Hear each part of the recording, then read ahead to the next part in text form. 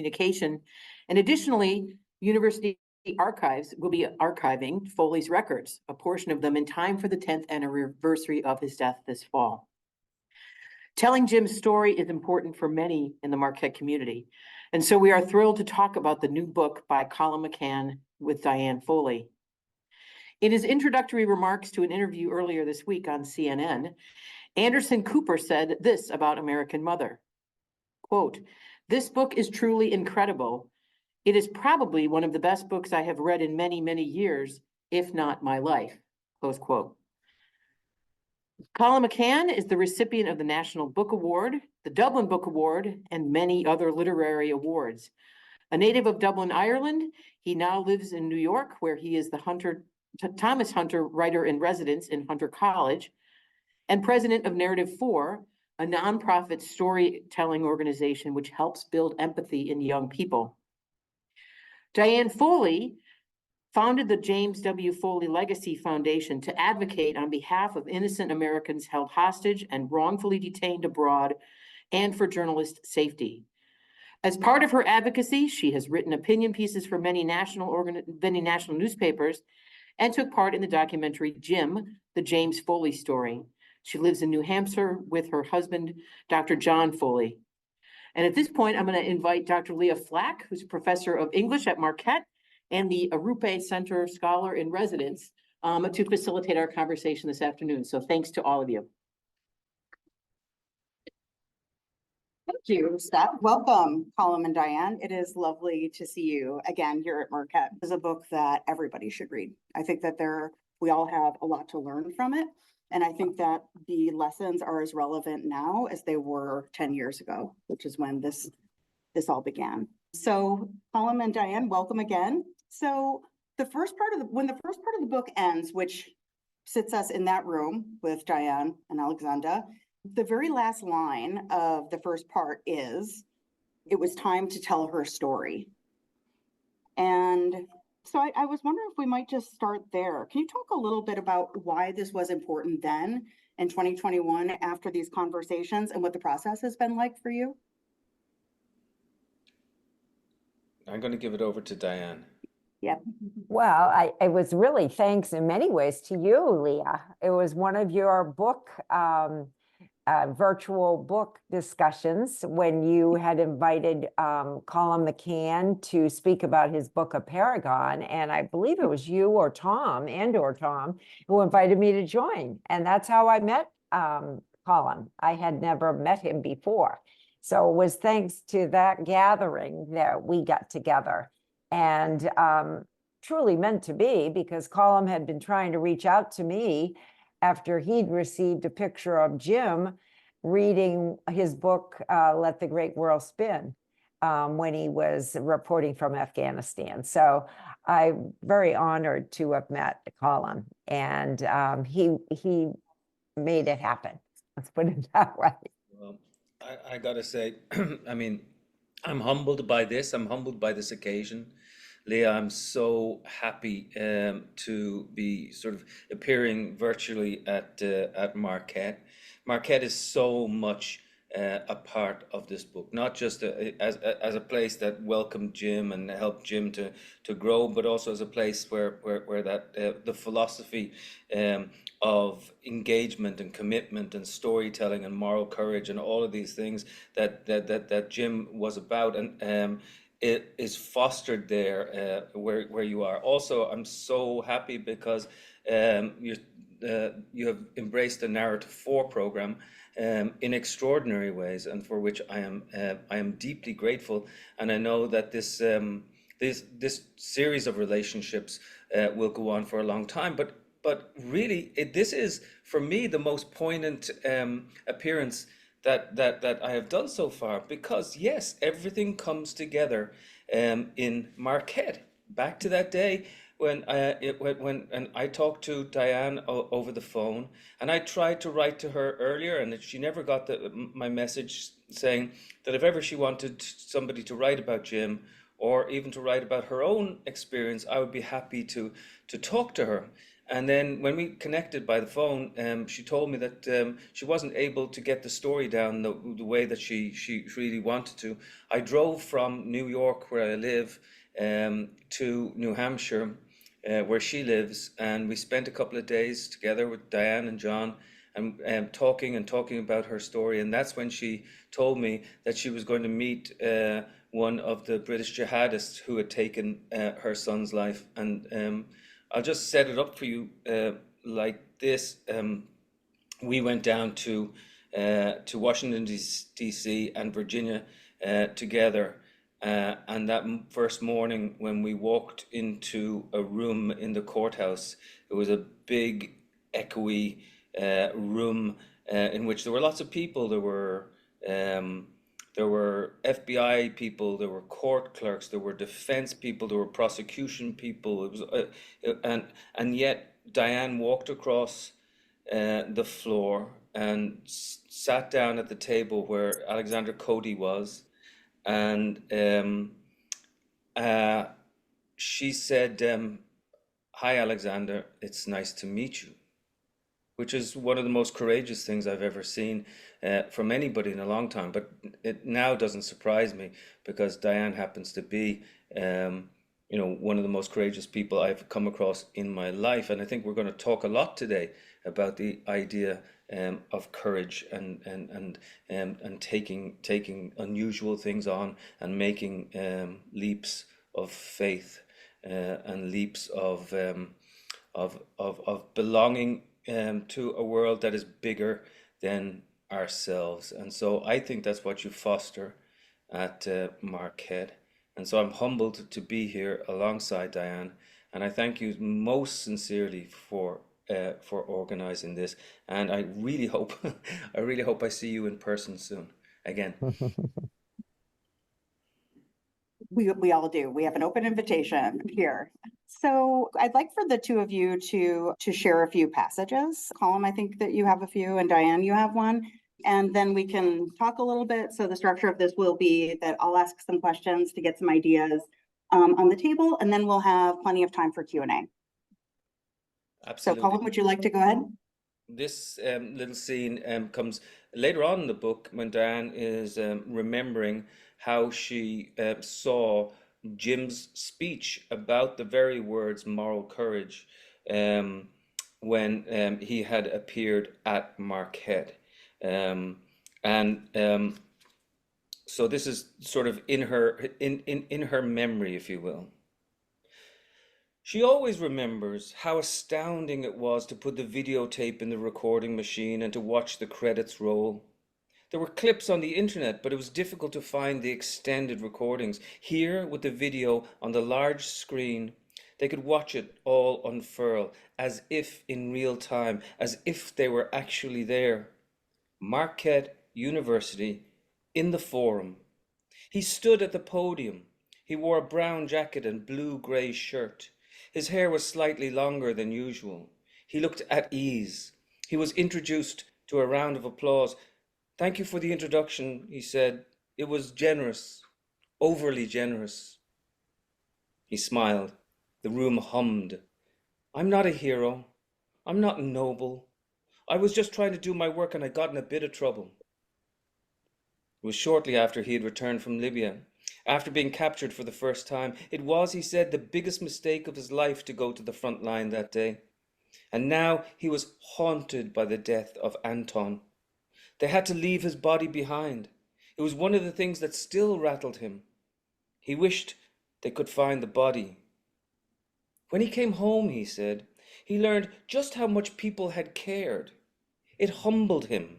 He wanted to repay his thanks to everyone. He wasn't sure if he ever could. He had worried about his career being over. But it was proper journalism. It was important. It would live on. That's what journalism was about, the truth. If you didn't tell the truth, then what would happen to the truth? What would happen to the families behind the front line? But it wasn't worth his life, he said. No matter what romantic inclination you have, no matter what ethic you think you have, it's never worth your life. If she could have paused the tape there, She would have. What was his life worth, apart from everything? She could tell, as the tape unfurled, that there was something more behind those words. He was staring out at the camera, but he could have been looking beyond it too. He was present and elsewhere at the same time. He knew in the end that there were so many stories still to tell. He believed that the world was made of other people. He didn't want to be cliché about it, but the lure of the front line was like a siren song. He had faith, even when it was shredded sometimes. He prayed the rosary. He knew that's what his mother and grandmother would be praying. And he thought about the idea of not going back. He understood that it would be risky, but he had to do it. You know, the thing is, there's physical courage, right? He said towards the end of the tape. For some reason, I have physical courage. But really, when you think about it, that's nothing compared to moral courage. If you don't have the moral courage to challenge authority, to challenge the system, to write about things that are going to have maybe reprisals on my career, if I don't have that moral courage, we don't have journalism. And then she watches him pause a moment to study the microphone in his hand. Take it down from his lips. Let the words hang there. So I just think we've got to make sure we have the moral courage. Thank you. Now, Diane, I think, is going to read another short section. Do you want me to do it right now, Leah, before reflecting on the other? Okay. Okay, I've got it right here. I did a similar thing. I like to think that some of the seeds of faith had been planted in his childhood, but there is no sliver of doubt in my mind that his sense of social justice was born at Marquette. His fascination with where others came from and what brought them there, where they were going, and how they might get to a better place. He was fond of a Seamus Heaney quote, "History says, don't hope on this side of the grave. But then, once in a lifetime, the longed-for tidal wave of justice can rise up, and hope and history rhyme."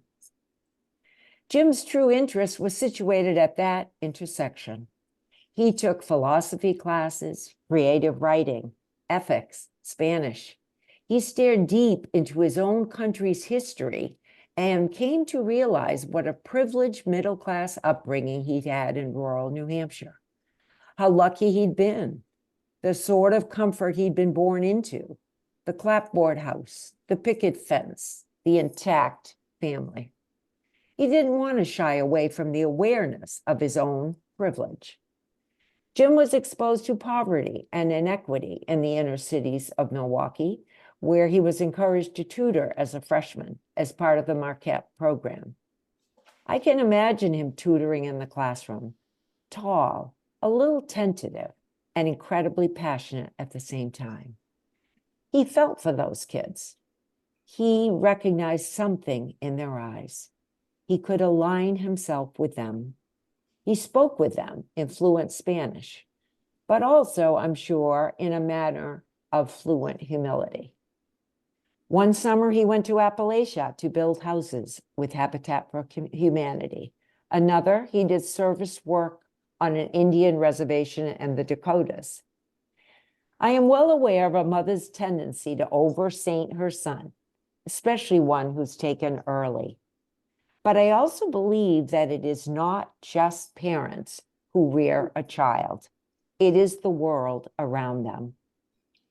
So Marquette, the teachers, his pals, the ethics of the school helped build so much of what Jim was eventually to become. I'll just leave it there. Nicely done, Diane. Thank you so much. Thank you. And Leah, do you want to wait for Yeah, we can wait. We can wait on the next one, I think.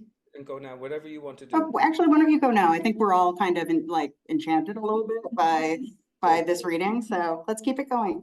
Thank Yeah. you. Then the one final section that we will read is from the time when we were together in the courthouse, and you know, he has just Alexander Cote, the Beatle, the ISIS member, has just told her a story about how he had found a 1-year-old child in the rubble, and he has begun to heave with tears right in front of her.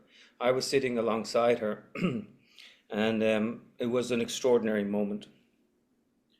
It will, she knows, be almost impossible to tell others, her family, her friends, about this moment. Hard to believe that the man who tortured her son is sobbing no more than 4 feet in front of her. Hard to explain that it is, most likely, not an act. Hard to illustrate how she has contained her emotions. Hard to judge if he is exploiting the moment.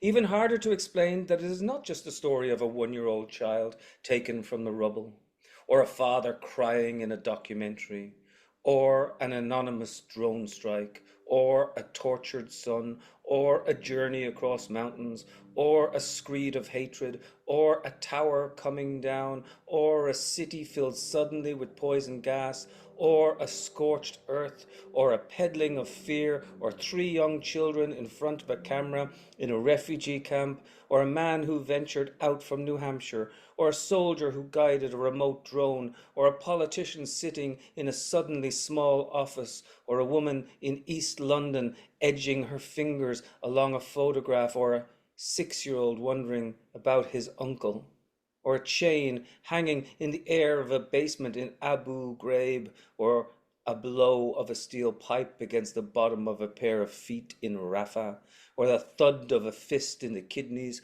or a murdered messenger, or the incanted prayers, or the way it is all knitted together from Wisconsin to London to Damascus to New Hampshire to Tripoli to Virginia, all these wild and braided things somehow held together, and not by language.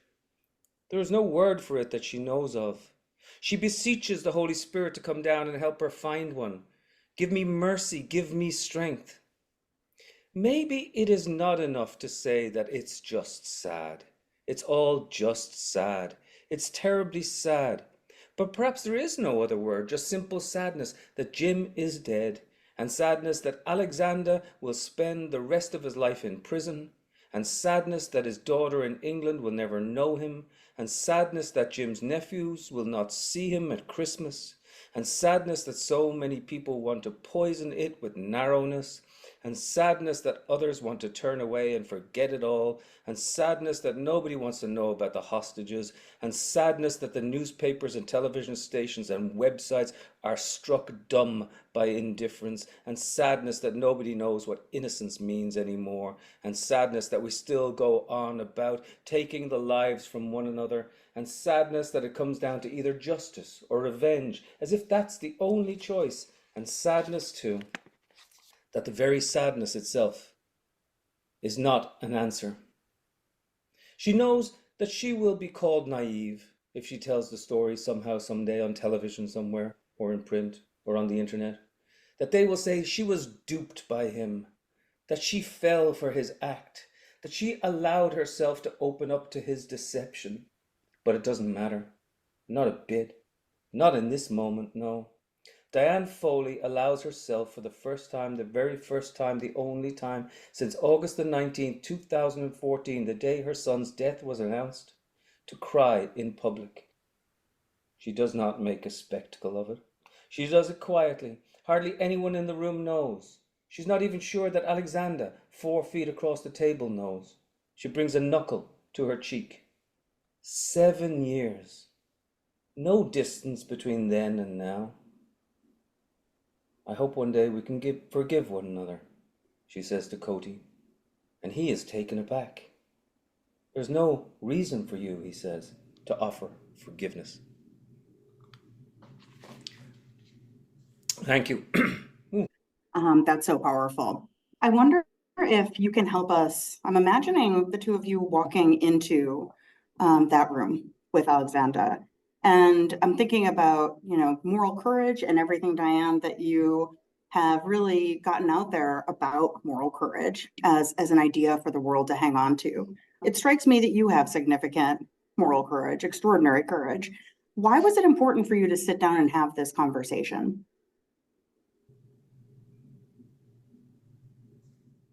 Well, it was obvious to me that Jim would have. Had he survived, he very much would have wanted to speak to Alexander Cody. He would have wanted to hear him out, to give him a chance to give his side of the story. And as a mother, I wanted Alexander to know who Jim was. So I felt very strongly that it was something that Jim would have done. So I knew I needed to also do it. So, and Colum was good enough to accompany me. So I needed that. I needed a friend with me. So I was very grateful that Colum was interested, because our family was not, in all fairness. They, we're all different in how we grieve. So I could understand that. It was important to me and also the fact that Alexander had spent those remaining months of Jim's life in many ways with him.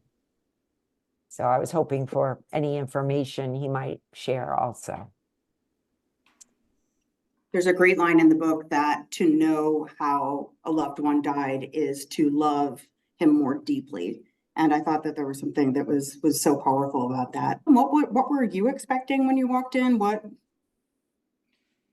was your perspective? Well, I mean, I had a fair idea that we were entering into a profound human moment. We were both not sure what was going to happen. Even the night beforehand, we had discussed in what way we would call him, or in particular, what way Diane would address him. Because, the prosecutors were calling him by one name, the defense were calling him by another name. He had the name Mr. Cody. Should you be formal? Should you be? And Diane decided quite beautifully on the name that his mother had given him, as an acknowledgement almost to her, and his name is Alexander. And so she didn't call him Alexei, she didn't call him Alex, she didn't call him Mr. Cody or Cody. I went in there thinking, I will see some stuff, but what I saw was beyond what I could have imagined, even as a novelist. I saw compassion, I saw forgiveness, I saw doubt, I saw, an incipient violence that was there. I saw people discussing faith. I saw, moments that were kind of like a chess match over the course of the 3 days. I saw relief. I saw tension. All of these different things were going on. It was as if in that room, all the available human emotions were compressed for a couple of days, and we swung from thing to thing. But I have to tell you that the grace with which Diane negotiated those 3 days was astounding to me, and the generosity that she showed. Not only to Cody, but to the prosecutors and all the others who were around, was a real lesson for me to watch somebody be humble and courageous, and yet also, and forgive me, Diane, if I use this word, like fierce, in a really good way, because I know that she was going out to change the world. This wasn't going to end here. This wasn't a conversation about ending it all and finishing it all and like having it scrubbed off and now we can finally move on. It wasn't about that. It was about learning, and it was about trying to understand somebody else so that she could help others. It wasn't about helping herself anymore. It was about that fact that she was going to go out after this moment and she was going to continue to help others who might have be in the same sort of situation. It seems to me that that's like an article of absolute faith in the human condition and the human moment. And so that's some of the things that I was thinking of. And frankly, I was grateful to be there. And also, yeah, Diane, I was described as a family friend, and we are great friends. And it was good to be able to be there to support her. And as Diane said, I understand those who didn't want to be there. It's a very difficult thing to go and sit that distance from somebody who has been involved with taking your son's life, and also to to reach across and try to understand him. How amazing was that? Something that one of the passages that you picked really conveyed, and that I think we're starting to get our arms around the conversation in that room conveys, is the complexity of what was true in that room, right? The presence of all human emotion. Right now, we're in an especially polarized moment. And when I think about the conversation that you had, that is for me one of the most impossible to imagine conversations I can think of. And so I'm wondering what perspectives you might share about the urgency of sitting down, right, with the person that you can't talk to, you shouldn't talk to, and having conversations, and what you learned from this experience, what you'd like to share. Just mainly that I think that's the challenge, Leah, isn't it? I mean, it's difficult for all of us to meet with someone we disagree with or don't like, or it's tough. It's hard to listen to someone when we don't respect what they have to say or don't think we do. It's hard to be open, but I think that's something we need in this world more than anything right now, is to dare to do that and have a respect for the humanity of one another, to see one another as people with feelings, with flaws and gifts. And that's not easy. I mean, I had to do a lot of praying before I was able to go and sit with Alexander for 3 days. So, but I really felt compelled to do it. I felt it was something Jim would have done. I felt it was the right thing to do. I felt an openness in him because he offered it. So, thank you. Right, and I can only agree with all of that. It is the most difficult thing to sit across from your supposed enemy, and to try to understand them. I spent a lot of time in the last number of years contemplating this, since the birth of Narrative 4, and then since writing a novel called A Paragon, where we had an Israeli man and a Palestinian man come together, Rami and Bassam, and they taught me a lot of lessons about this. And one of the things that they said to me early on when I got to know them, and they had both lost their daughters in separate incidents to the conflict, and yet they'd come together as brothers, as friends. And they said to me, "Look, we don't have to love each other. We don't even have to like each other, though we hope that we would, but we must understand one another. Because if we don't understand one another, we are absolutely doomed." How does this happen? It happens through storytelling. It happens through listening to somebody else's story. It happens through personal storytelling. Not anything didactic that tries to win an argument. Not something that tries to make you red or something that tries to make me blue. Not something that tries to divide us and win an argument. That sort of stuff is boring. The world is full of that. And if the stories try to do that, then the stories will fail. The true stories are the honest stories that say this stuff is messy, this stuff is complicated, this stuff is difficult, but we need to embrace that difficulty, and we need to risk ourselves. We need to risk embarrassment. We need to risk humiliation. We need to risk, several things. And some people, like Jim, risked, words, and even he went to a place where he knew that he had to bring a form of truth home, because to go to the very element of the first part of your question, the truth is kaleidoscopic. Everyone thinks there's only one truth, but there's so much more than one truth. But when you look at the truth kaleidoscopically, you can get to an elemental human truth. You can actually fundamentally arrive at something then that is true, but it must be looked at from several different angles, and it's the ability through stories. And not just telling our own story, because that's fine to tell your own story, but to tell the story of somebody else is incredibly important, because that's when the world gets scuffed up and a little bit head scratchy in certain ways, and that's one of the most powerful things about stories and storytelling for me. Thank you. How did the two of you navigate this collaboration as you navigated the tension between telling the events as they happened, right? But also conveying the kind of story truth of what happened that readers could feel and that would really help them to empathize with the story. Did that go smoothly? What was that like? It was pretty smooth. Go ahead, Diane.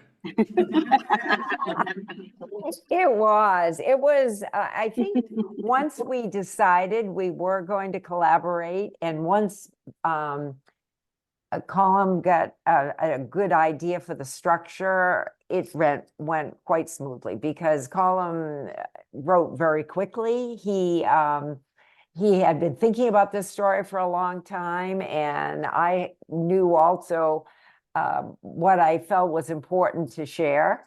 I think the hardest part is that Colum's a brilliant fiction writer. He knows how to take current events and embellish them in beautiful ways to help people enter in.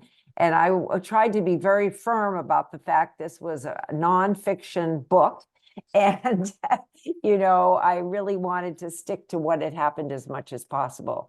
But it really went amazingly quickly. And Colum did most of the work. I was just edited, so it could be as truthful to what we experienced as possible, really. Diane's being very polite. Yeah, look, when I did the book of Paragon, I said to the guys, Rami and Bassam, I'd like to write about you, and they said, yeah, no problem. And I said, but I don't think you understand. I write novels. I make stuff up. I probably used a four-letter word rather than stuff up. And they said that's okay. And you have we've had things taken from us, and if you can capture a portion of the truth, go ahead and do it. Then this book was different for me. This book was like cleaving very seriously to nonfiction, it's my first major work of nonfiction. I wrote another little book before called Letters to a Young Writer. But this was the first time that I went into this territory, which is an unusual territory. I sort of, I do a lot of debate in my own head about what the word fiction means, what the word nonfiction means, whether it all just comes down to storytelling. We're living in this post-truth era, where people talk about facts and, that things are made up, and it's a really important question right now, and I think that the fundamental thrust of any story must be get to its deep humanity. So all those issues of love and pride and pity and sacrifice and compassion and these various these things are the fundamental facts of human experience. That's what really interests me, because facts can get manipulated in all sorts of extraordinary ways by different sides. But when we're talking about the absolute truth, it is we negotiate it through the power of storytelling. And so we had a great relationship, actually, and we went back and forth on a couple of little things, and there were things that I had to understand about Diane's faith, for instance, that challenged me in a wonderful way, and I got to see the world differently because of it. So I grew a lot in the course of doing this book, and there were some reaches to make, but I also felt that I knew Jim. And I sometimes felt that he was sitting on my shoulder, and he was, whispering in my ear at times, and that felt like a wonderful thing of grace for me. Thank you. Diane, did you want to share a little bit about, I saw that you were putting in chat something about what you learned and didn't learn from Alexander in that conversation? Oh, I didn't know if I was supposed to answer that or not, but yes, I was. I just saw that message. The truth is I didn't learn that much from Alexander in the sense that, he denied that he'd had very much interaction with Jim. But I certainly came to understand how Jim and the other Americans epitomized all that ISIS and hates about America. And I did learn a lot about, just the idea of approaching Alexander as a person and praying for the ability to do that and put his whatever he had done aside and try to see him as a person definitely seemed to open him up. And he did express a surprising amount of remorse to me and emotion, as Colum said, particularly on our second visit when he showed us pictures of his little girls whom he may never see again, certainly never hold again, if you will. So it was an incredibly sad time, because when hatred reigns, everybody loses. Everybody has lost in this. And that was my experience from it. I was just so sad all around. I mean, the world lost Jim. Alexander, a young man, has lost his freedom and probably his ability to ever go back to his own country and see his family too. So even though, that accountability and justice is important, absolutely important, critical, to curb, the human rights atrocities ISIS used, but nevertheless sad, incredibly sad. I have a couple of questions really that are kind of specifically for our audience here, both here and virtually at Marquette. It strikes me that the two of you have to be among the top of global experts on hope and on really understanding the power of what a single person can do. For our students now kind of coming to us at this moment in history, I know that many of them are trying to find their path, their purpose, and their sense that what they do matters, right? Their voice in our democracy matters. Their choices for their future matter. And I'm wondering what you might say to them about that, about what you've learned about hope, where your hope comes from, how it remains available to you, and what you've learned about kind of the power of an individual. I feel like Jim has taught me a lot. Here I am, an older mom of 5 kids, a retired family nurse practitioner. I thought I was done learning. Wrong. We can always learn. And Jim has challenged me incredibly and made me realize that every one of us can use our gifts for good. And we always have that choice every bit of the day. And certainly as young adults who are getting their undergraduate degrees, that all of you listening and present have incredible gifts. And it's those gifts the world needs so badly. The key is to, ask God for that courage to be able to use them, to dare to dream, to dare to use your gifts for good in the world. So I've been surprised, actually, as an ordinary nurse and mother from New Hampshire, that I've been able to make any change in what's going on in Washington for other U.S. nationals in captivity. It's been miraculous to me and surprising that, every one of us can make a huge difference. And in fact, we must. We're sorely needed. So that's what I've learned. Yeah, and I would counsel the students to not fall prey to any cynicism. It's easy to be cynical. It's very difficult to have that sense of hope. if you look at some of the great thinkers and writers, say for example, if you look at the Nobel Peace Prize, or the Nobel Peace Prize and the Nobel Prize for Literature speeches from people, it's amazing how much they talk about hope. It's amazing how much they talk through the doom, and it is our responsibility to look at the darkness. But the real responsibility is to find a light that comes out of that. And I often talk about the Italian social scientist Antonio Gramsci, who talks about being a pessimist of the intellect and an optimist of the will. In other words, you do know that the world is dark. You do know that there is difficulty there. You do confront it, and you don't shy away from it. You don't pretend that all is rosy and easy to deal with. At the same time, that's not enough. It's not enough to say that the world is dark, because if you just remain there, what else is there? That's when it comes to being an optimist of the will.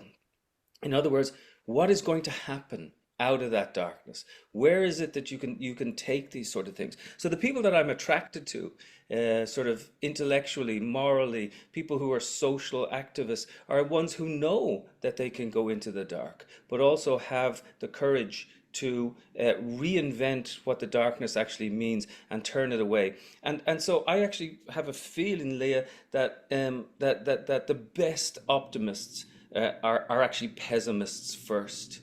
And this drives the pessimists bonkers, because they hate to be called, like, they love to say to me, oh, you're just sentimental, you're an optimist, you're sentimental.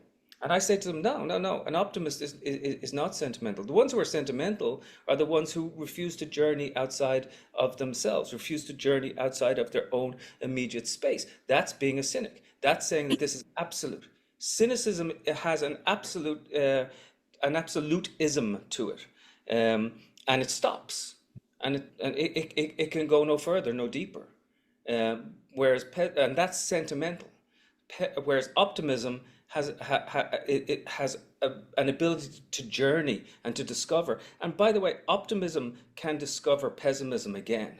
Pessimism cannot, by its very nature, as it goes down, discover anything optimistic. So I think I'd say to all those students, dare to have hope, have fun with it too, and don't be afraid to get your hands dirty and get into some difficult ideas.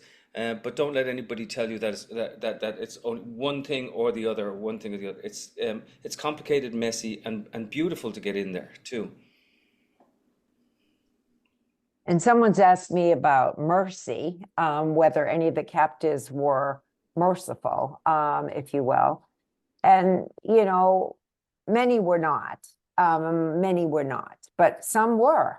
Jim was apparently one of the people who was continually asking them for more food and this kind of thing. And some of that worked. Some of them enabled them to survive, if you will. So I do think the concept of mercy is hugely important, though. That's also a type of hope, right? To giving others the benefit of the doubt we'd like to have for ourselves, right? So And I I think think there's that's a huge amount of faith here, and I'm not the one to talk about faith, but I think Diane is the one to talk about, the power of faith when it comes to, believing in the possibility that the word possible actually exists within the impossible. Well, that's been that is my strength. Lately, I've been thinking about it like a superpower, if you will. I think one believes in a higher power, which is I've been gifted with a deep faith. It really does, in fact, give me an ability that I normally would not have at all. So I do consider it a superpower in many ways, and a gift. So certainly something that needs to be nurtured, however, and needs to, one needs to be willing to be vulnerable and enter in, certainly when it comes to faith, but a journey very worthwhile. In my case, essential to my life. So I'm forever grateful to my God and my faith. Thank you. Can you please join me in thanking Colum and Diane?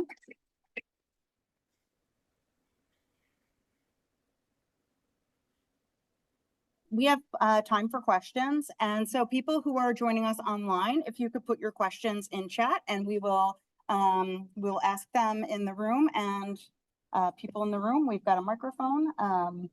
So we'll have an awkward moment where no one is raising hands. And Well, I'll raise my hand.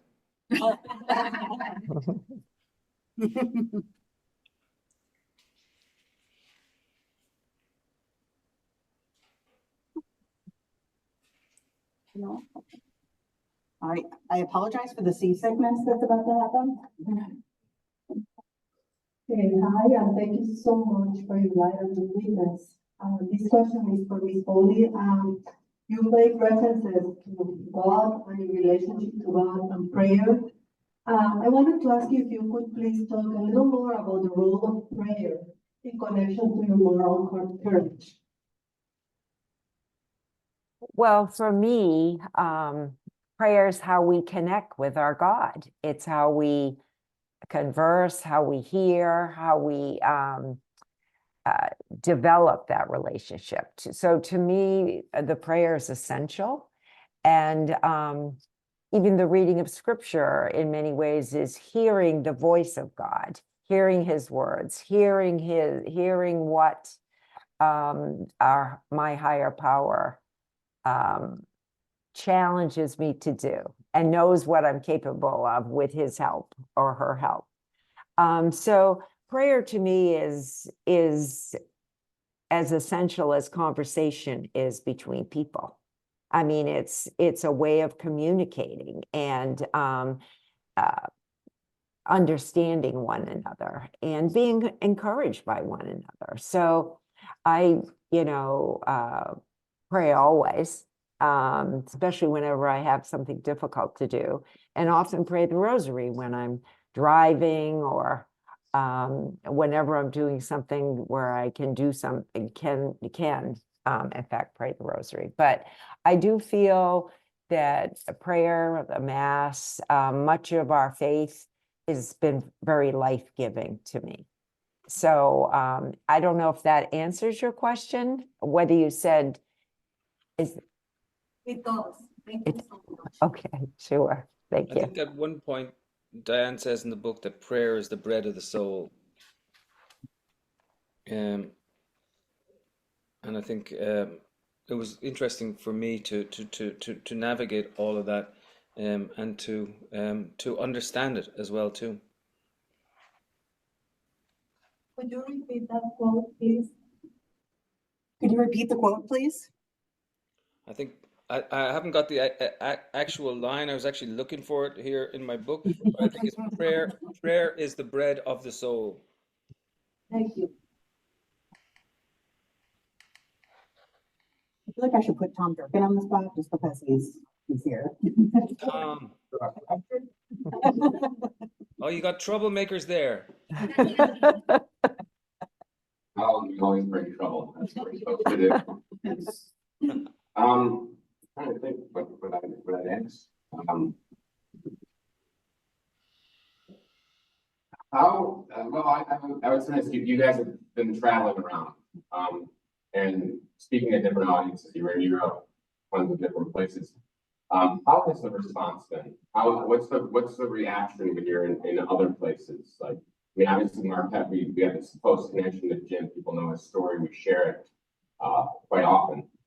What's it like when you've been in other places and you've had a chance to interact with audiences? My experience has been, I never know. Like, I was very surprised with Anderson Cooper's reaction the other night. I didn't expect that at all.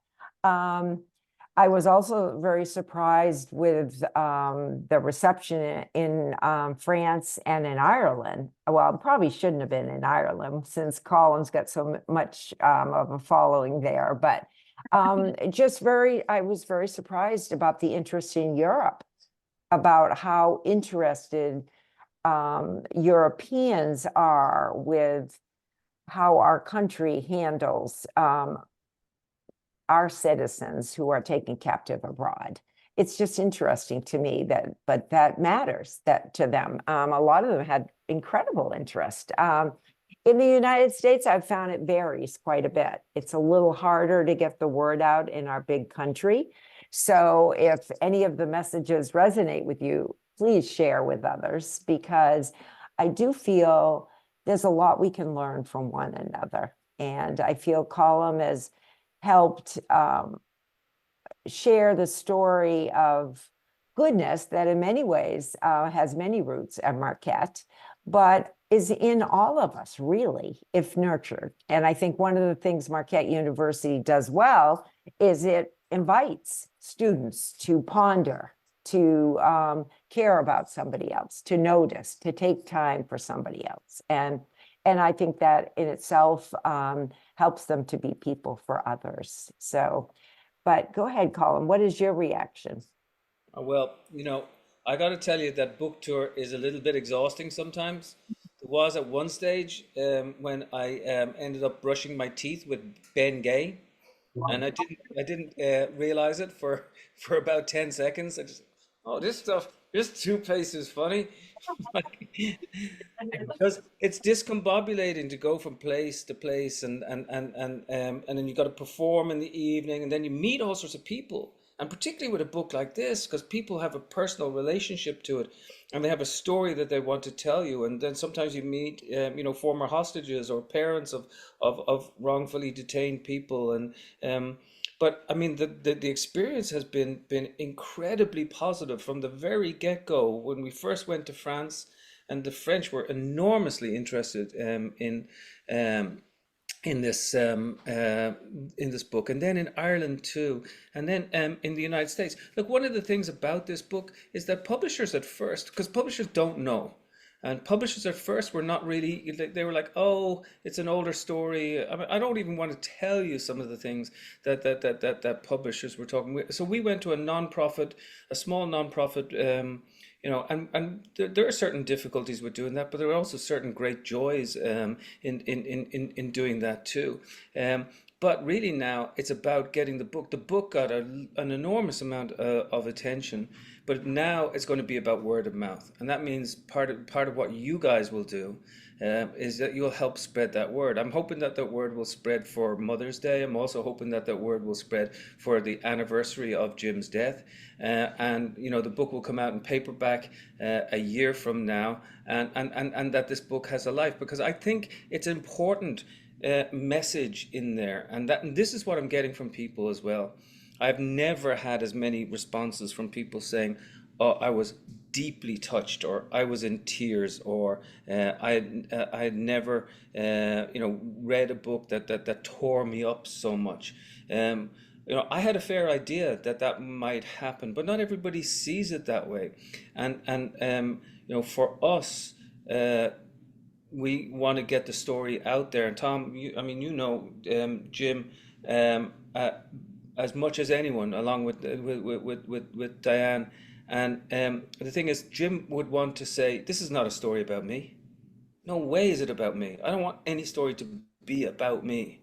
I want it to be about those notions of courage and belonging and all of those sort of things. And he'd never write his own story.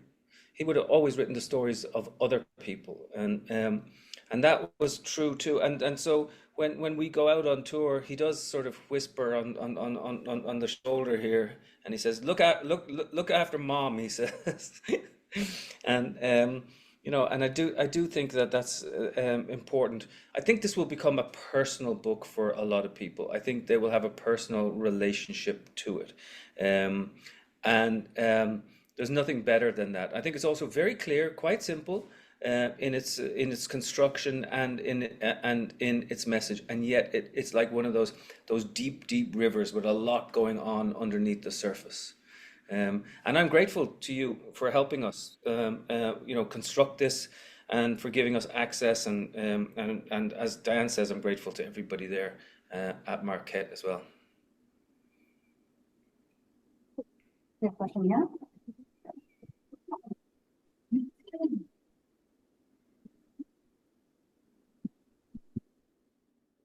There's a question for you, Colum.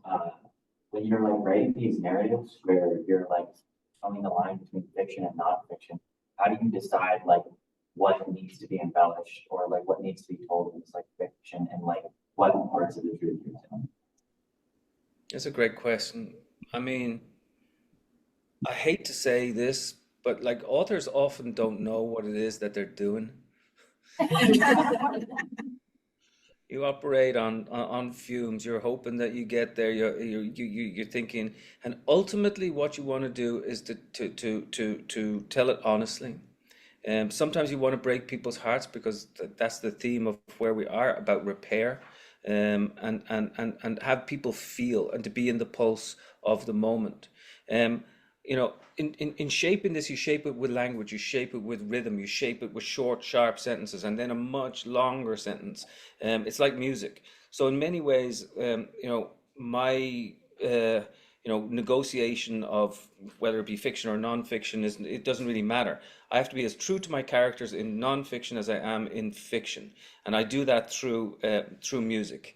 So it's really important for me to get the music of the language right. So to me, it all happens in language. That's where the power comes about. And so ultimately, you're talking about telling it honestly, and hopefully having the reader be in the room at that particular moment. So with Cody, for instance, I wanted the reader to be alongside Diane. That was my most important thing. And then, you know, I used certain phrases like, you know, he felt like he flew into the window pane of his life, for instance, because I want us all to feel the thud, the stun, all of these sort of things. So for me, it's about the language coming together, but being honest to Diane's experience.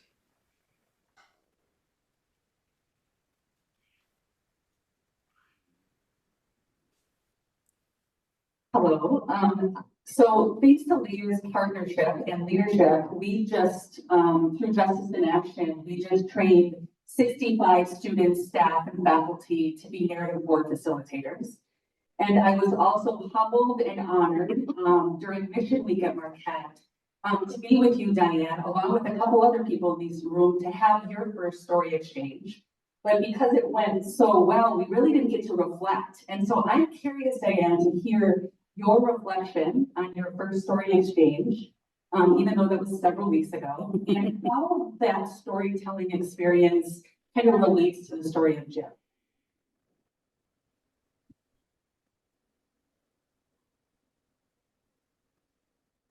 I'm not sure I heard the last part, but I certainly I don't know if you want to repeat that last little bit, but I certainly appreciated the experience of the story exchange. I thought that was just an excellent way of entering into someone else's shoes, isn't it? Particularly when you know you're going to be expected to tell that person's story back. I think that's a real that helps one really listen for that. I think so. I found that a profound experience. I found that very good. Very helpful to me. To be honest, I've had a lot of those experiences through my nursing career, to be honest. I think as a nurse, one of the things we're taught to do is to listen. That's one of the most important things we need to do.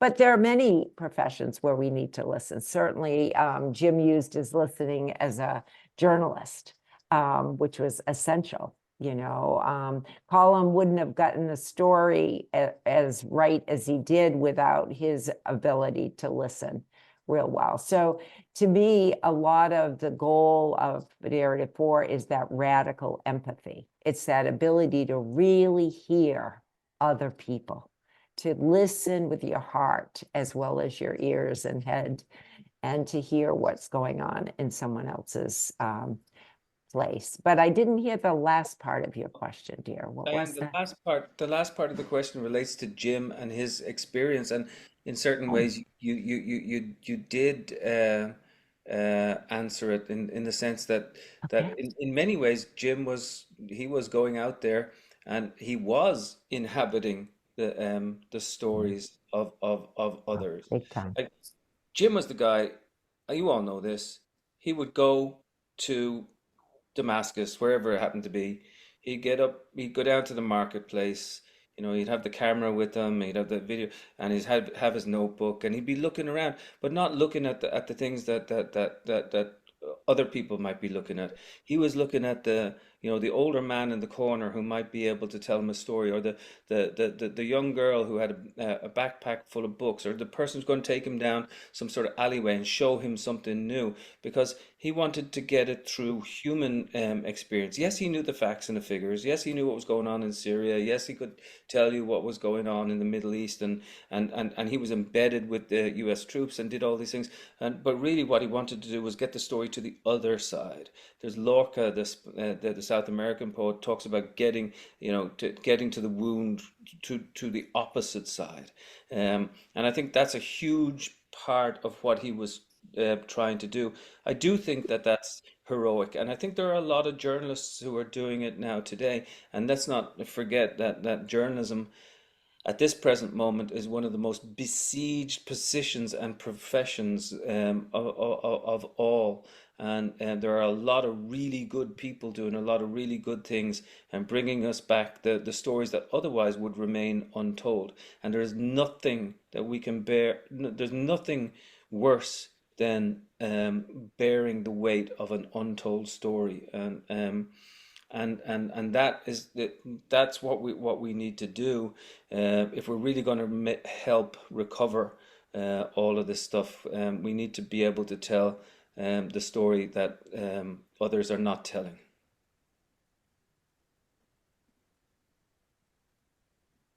Other questions?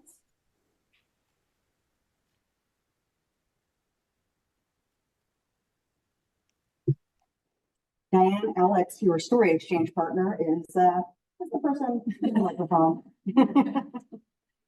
Yeah, thank you so much. I teach a course on empathy here at Marquette, and we've talked a lot, at least my duty as co-teacher is to talk about text and art, and how that schools us in empathy, how that inspires us, helps us develop morally.